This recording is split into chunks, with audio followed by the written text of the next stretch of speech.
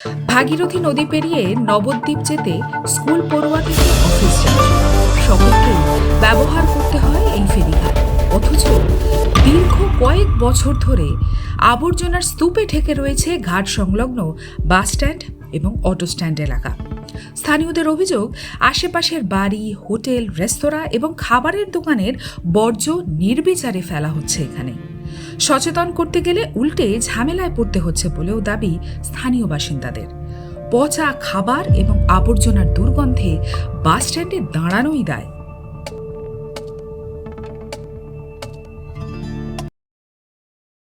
জায়গাটা যদি পরিষ্কার পরিচ্ছন্ন থাকে, পাবলিক যেন এরকম নোংরা না করে। পাবলিককে তো প্রত্যেক যখনই ফেলতে আসে তখনই বলা হয়, কিন্তু পাবলিক শুনে না কিছু কথা। এই ঠাকুর ফেলে চলে গেছে, সবসময় বলা হয়, যখনই রাখা হয় পাবলিককে তখনই বলা হয় যে এখানে নোংরা ফেলবেন না, তাও শোনে না। আর জল যখন বাড়ে এই নোংরাগুলো তো জলের সাথে মেশে এইখানেই ঘোরাফেরা করে। বাড়িতে যখন বাড়িতে বাড়িতে ঢুকে যায় নোংরা। এখানে স্রোতটা যেহেতু নদীর এখানে স্রোতটা কোনো নেই, তাদের এখানেই সব জমে থাকে। এই ঠাকুর সব ফেলে যাচ্ছে, পাবলিককে বলা তখন শুনছে না। এক প্রকার দুর্বিষহ হয়ে ওঠে। অবশ্যই নোংরাতে পুরো এখন মানে টেকা দায় হয়ে যায় গন্ধতে। আমরা তো গঙ্গাপাড়ে বাস করি, আমাদের ভুক্তভোগী হই আমরা। আপনারা কি বারণ করেন?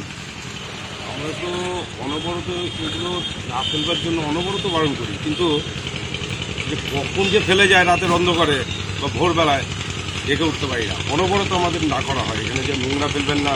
বারবার এখানে বিষয় দেওয়া ছিল, আসলে বিষয়তে আশপাশের এমন দেখা যাচ্ছিল যে বিভিন্ন রেস্টুরেন্ট দোকানের পচা খাবার ফেলে এখানে একটা বাজে দুর্গন্ধ বেরোতো। এটা কি হয়েছিল তখন? মুরগির ছাল টালগুলো বস্তা ভর্তি করে এনে কখনো ফেলে যায়। কখন ফেলে যায় দেখতে পারলো না, সেটা একটা ফাইন টাইন করে কিছু একটা করা যায়, বন্ধ করা যায়। কিন্তু এইভাবে নিজেরা যদি সচেতন না হয় তাহলে কি করে? গঙ্গার পাড়টা খুব পরিষ্কার রাখার জন্য আপ্রাণ চেষ্টা করি। মন্দিরের পক্ষ থেকে, অটোর পক্ষ থেকে বা এখানকার দোকানদার যারা আছে সবাই চেষ্টা করে, কিন্তু ওই যে অন্ধকারের মধ্যে ফেলে দিয়ে যায়। এবং দেখা যাচ্ছে দিনের বেলা অনেকে ফেলে যাচ্ছে।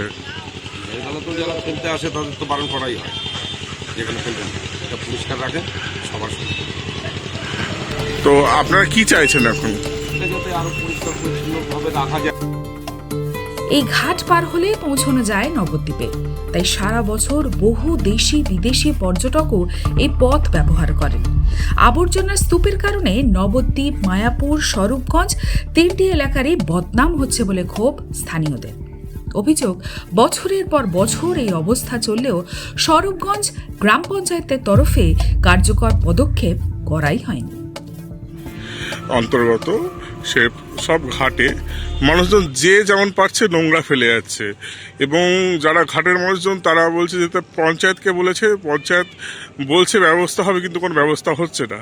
কি বলবেন এই বিষয়ে?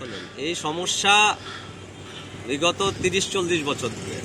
এই সমস্যা বিগত দিনেও এর সমাধান হয়নি, আজও সমাধান হবে না। কারণ মানুষ যতদিন না সচেতন হবে ততদিনে এই সমস্যার কোনো সমাধান নেই। বারে বারে বোর্ড টাঙানো হয়, ক্লাবের পক্ষ থেকেও, জনকল্যাণ ক্লাবের পক্ষ থেকেও এর আগে বোর্ড টাঙানো হয়েছিল, পঞ্চায়েতের তরফ থেকেও বোর্ড টাঙানো হয়েছিল। কোনো সমস্যা সমাধান হয়নি। যতদিন না মানুষ সচেতন হবে ততদিন এ সমস্যার কোনো সমাধান হবে না। আচ্ছা, এই যে এত নোংরা এখন তো পড়ে আছে, এটা কি আপনারা কোনো উদ্যোগ নেবেন না? না, আমরাও এই কিছুদিন আগে, মোটামুটি সপ্তাহখানিক আগে আমরা এই মাঠটা পরিষ্কার করলাম, কিন্তু মানুষ মানে অবিজ্ঞচিতভাবেই তারা এইভাবে পরিবেশটাকে নষ্ট করছে। বিভিন্ন দূর দূরান্ত, স্বরূপগঞ্জের মানুষ না, নানা দিক থেকে মানুষ এসে এখানে নোংরাগুলো ফেলে দিয়ে যায়।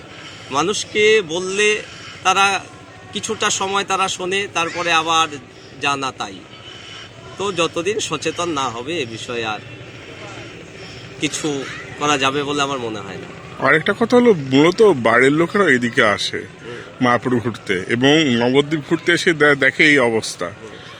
কি বলবেন? মানে সার্বিকভাবে সকল এলাকাতেই আছে, দেখবেন পার্শ্ববর্তী পঞ্চায়েতেও অনেক, প্রত্যেকটা ঘাটেই নোংরা। সেইগুলো সচেতন না হলে কিছু করা যাবে না। এক্ষেত্রে প্রশাসন। বাসস্ট্যান্ড সংলগ্ন কৃষ্ণনগর জলপ্রকল্পের নদী পাড়েও একই ছবি। অভিযোগ, রাতের অন্ধকারে বস্তাবন্দি করে পশুর মৃতদেহ ফেলে দিয়ে যাওয়া হচ্ছে এই এলাকায়। নদী পাড় জুড়ে ছড়িয়ে নোংরা এবং আবর্জনা। দ্রুত প্রশাসনিক হস্তক্ষেপের দাবি জানিয়েছেন অপরিচ্ছন্ন নদীঘাটের দায় এড়িয়ে উল্টে স্থানীয় বাসিন্দাদের দিকেই আঙুল তুলছেন স্বরূপগঞ্জ গ্রাম পঞ্চায়েতের কর্তৃপক্ষ। ভাগীরথীর পারে ফিরবে কি তার স্বাভাবিক রূপ? তবে কি শুধু প্রশাসন নয়, পরিবেশ রক্ষায় সচেতন হতে হবে সাধারণ মানুষকেও? নবদ্বীপ থেকে দিবাকর দাসের রিপোর্ট, এক্সপ্রেস নিউজ।